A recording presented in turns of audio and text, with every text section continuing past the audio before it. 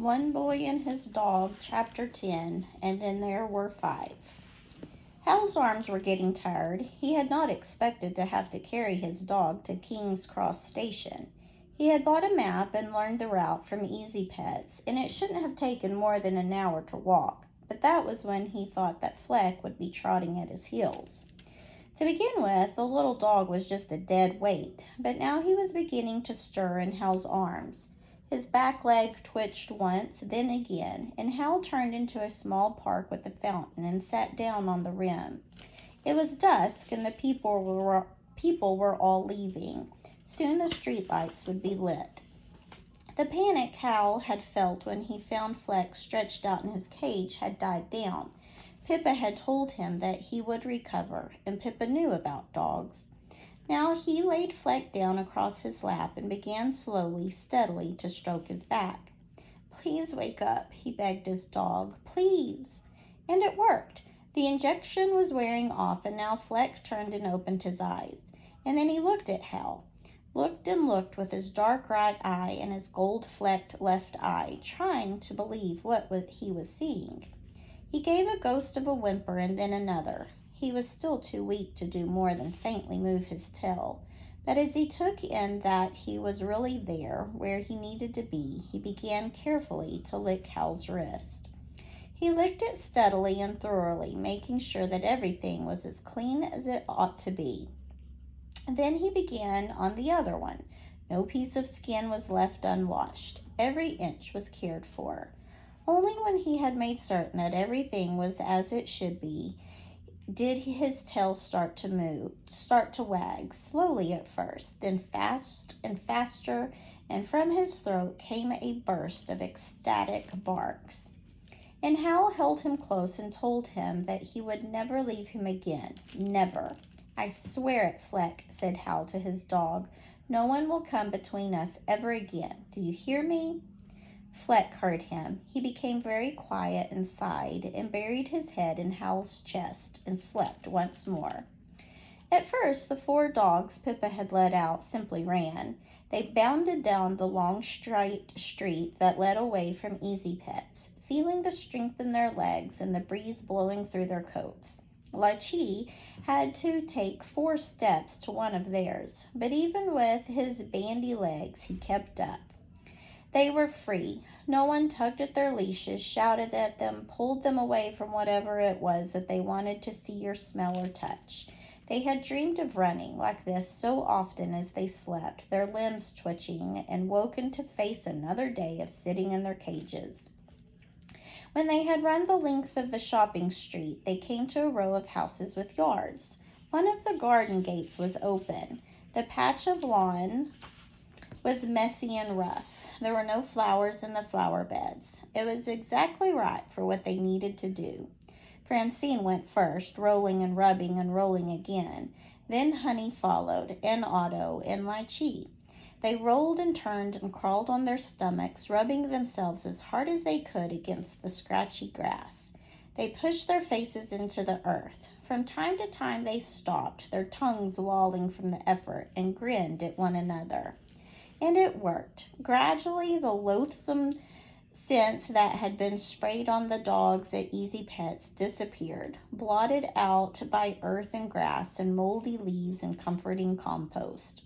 The last whiffs of mountain glory left Otto's thick coat. The vile odor of Francine's dancer coiled up and was wafted away. Honey's horrible heather mist and Lychee's lotus blossom were extinguished. They sniffed one another blissfully, making sure that they smelled as they should smell once again, of dog. But now someone came out of the house shouting and shooing. "Get out," he said. "Get out of my yard at once." The dogs looked at him. They would have liked to thank him for the use of his yard, but he didn't seem to want to be thanked, so they trotted out of the gate and into the street. Now that they were rid of the ghastly, gooey scents that had plagued them, they could really enjoy the smells that came across. Spices from a distant kebab shop, pigeons on the roof, worm casts in a tub, an old shoe caught in a drain, dust and the sour smell of spilled milk from a doorway. Cats that had passed by, of course, tomcats, kittens, a dead mouse in a gutter. They had never been allowed to spend long enough at a lamp post with its whirligig of amazing odors before someone had yanked them back. Then suddenly Otto stood stock still and called the others. They came at once because what Otto had discovered was obviously important. They had caught the smell of 100 pairs of feet and of more dogs than they could count. But the smell that now came to them was familiar. It belonged to the boy who had come to Easy Pets to take away his dog. Now, as they put their noses together, they could smell the dog. It was Fleck, the small white mongrel who had been their friend. They waited no longer. Their noses down, their tails up, they set off down the road, across the crosswalk, and into a small park with a fountain. Everybody now felt fine except for Hal. Fleck had greeted his friends with enthusiasm, barking and wagging his tail from the security of Hal's lap. The 4 dogs who had been freed from Easy Pets felt fine too. It was good to see the little terrier again, and though roaming free through the town had been interesting, it was comforting to find a human whom they could trust. They settled themselves at Hal's feet, ready to do his bidding, and Lachi, who was really very tired, closed his eyes and had a nap. But Hal was desperate. He hadn't been able to believe his eyes when the Easy Pets dogs came bounding across the park toward him. What should he do now? The dogs must have escaped after Pippa left, which meant she would get into trouble, but he couldn't think of that now. Nor could he take the dogs back. The risk of that there would be someone there who would make him give Fleck back was far too great. Go home, Hal said, trying to sound firm. Go on, go home, and he waved his arms in the direction of the street. The dogs just looked at him. Otto's ears twitched. Francine blinked. Humans did make odd remarks like that sometimes. It was best to take no notice. Where was home? Certainly not the place they had come from. Not one of them moved. And why should they, thought Hal. What kind of home was Easy Pets for a self-respecting dog? But he had to get Fleck to King's Cross. The train left at 9:30, and it was the last one of the night. Surely if he began to walk, they would make their own way? He put Fleck down on the ground and clipped on his collar and leash. It was awful to leave the dogs to fend for themselves, but he had to get Fleck away before anyone noticed that he was gone. He began to walk toward the gates of the park. Fleck could walk quite well now, with only a slight drunken lurch.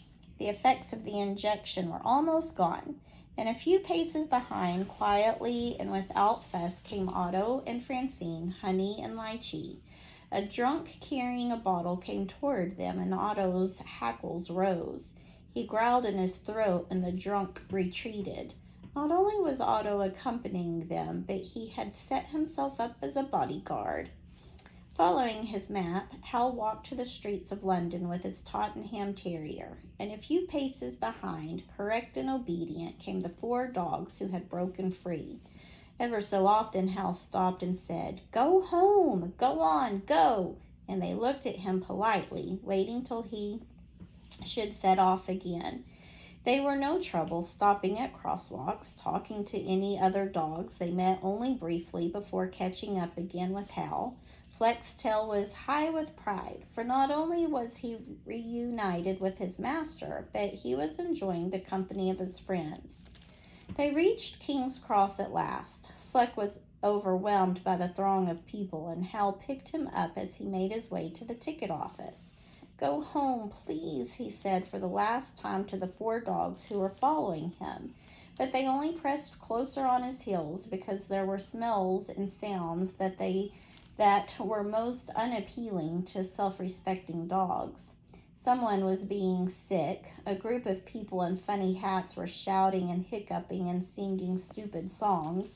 The dogs looked at Hal with their innocent eyes, wondering why they were there, but they trusted him to do his best, even in this loathsome place. Hal was desperate. He carried Fleck to the line for the ticket office, and the 4 dogs lined up also, silent and well behaved. Even if he'd had the money to buy tickets for the 4 escapees, he couldn't have done it. The regulations said a passenger was allowed to bring only 1 dog onto the train. Yes, said the ticket clerk impatiently. A single to Berwick on Tweed, and 1 for the dog, said Hal, laying his money on the counter.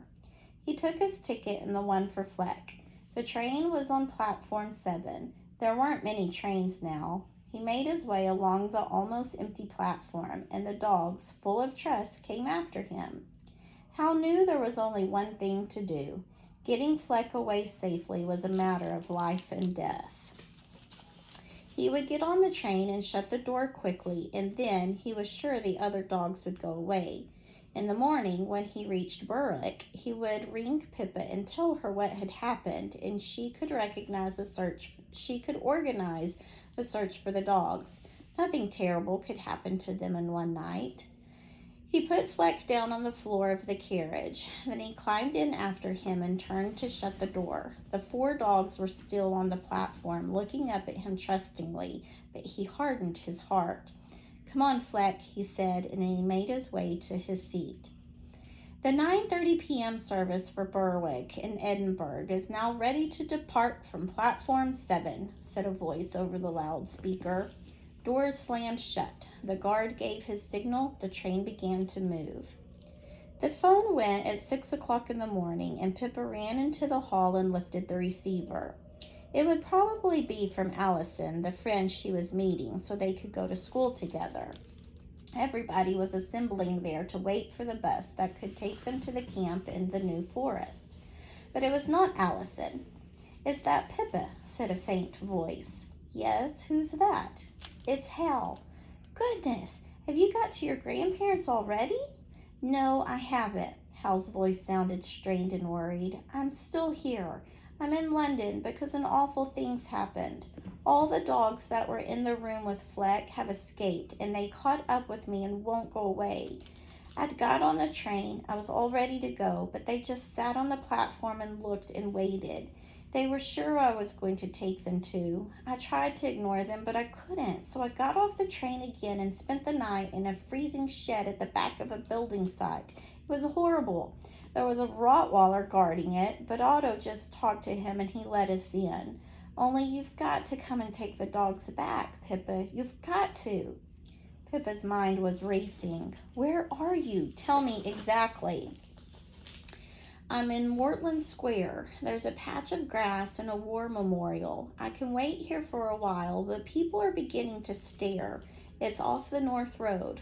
"All right, I know it. Just stay there. Don't move, whatever you do. Tell them you're waiting for their owners or something." She put down the phone. Kaylee was still asleep. She'd been asleep the previous night, too, when Pippa came back. Pippa's rucksack was packed. There was only her toothbrush to put in and the bag of sandwiches her mother had made the night before.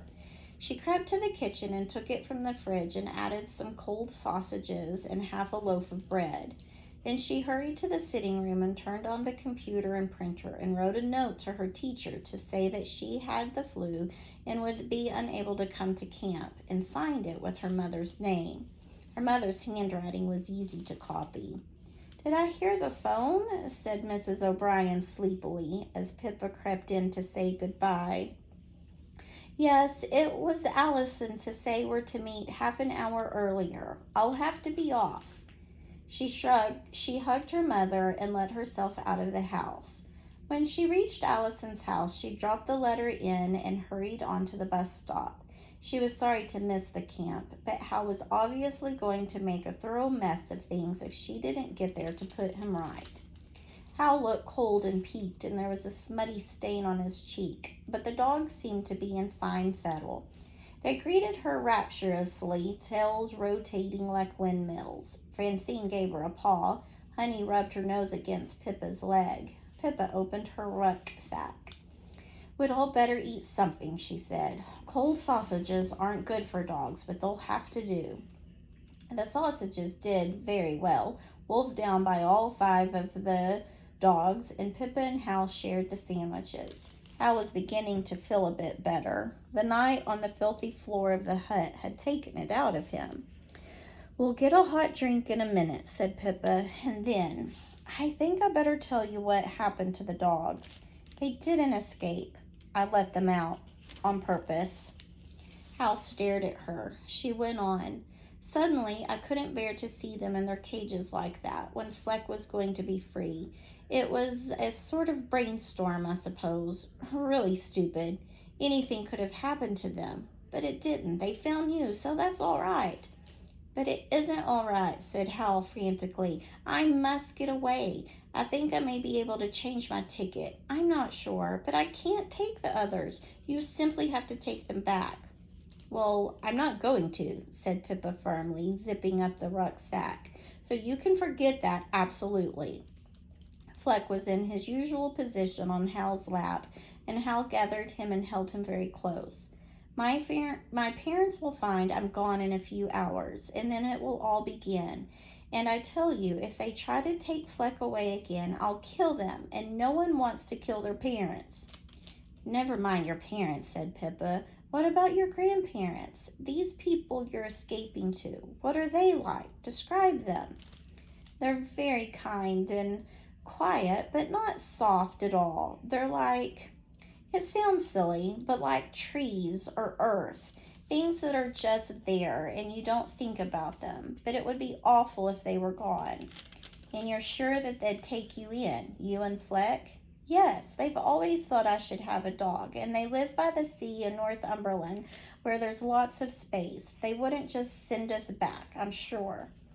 Pippa was fiddling with the strap of her rucksack. Otto had come to sit beside her and was resting his head on her shoulder. "And what about the others?" She waved her hand at the 4 dogs sitting around in a companionable silence. "Wouldn't they take them in too?" This was difficult. "I don't know," said Hal slowly. "They live in a small cottage, and my parents are always saying how poor they are. But I don't believe they'd send the dogs back to Easy Pets once they knew what it was like. I don't know, but I don't believe they would." "Well, that settles it," said Pippa. "We'll come with you. We'll all go to Northumberland." Hal stared at her. "But Hal, I've hardly any money left, and they won't let us take all the dogs on the train." "Then we won't go by train. We'll walk and get lifts on trucks or anything we can get to take us." "You'll see," said Pippa, getting to her feet. "We'll get a map as soon as the shops open, but it can't be too difficult. After all, one thing is certain about Northumberland. It must be in the north."